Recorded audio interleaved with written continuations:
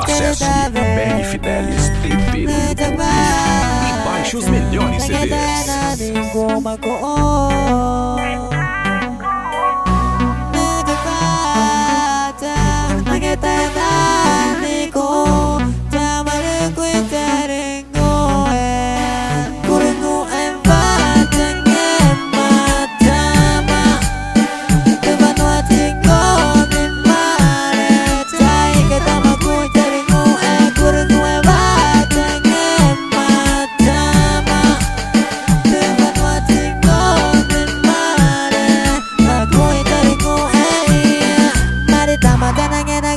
Aku gak kita jamarin abad onge mana kikari kuma dari ore jabat sama ku jaga kuma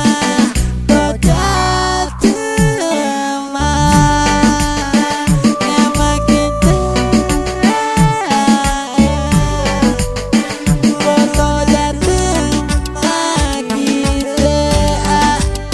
sama ditaku kata dia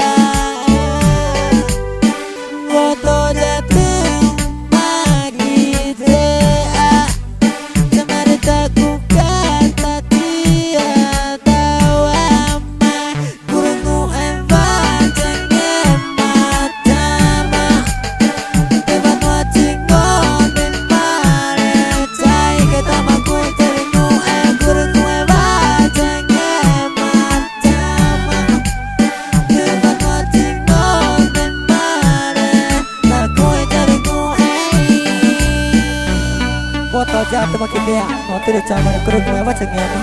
Ini mata mana kukuannya terkureng Jadi wajah kau nih bareng